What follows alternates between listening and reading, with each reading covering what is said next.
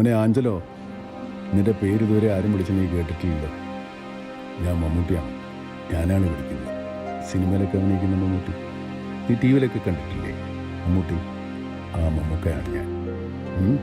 ഇപ്പം നിനക്ക് നല്ലോണം കേൾക്കാമല്ലോ. നല്ലോണം പഠിച്ച് അച്ഛനമ്മയൊക്കെ സ്നേഹിച്ച് എല്ലാവർക്കും വേണ്ടി ഒരു നല്ല കുട്ടിയായി വളരും കേട്ടോ. സന്തോഷം.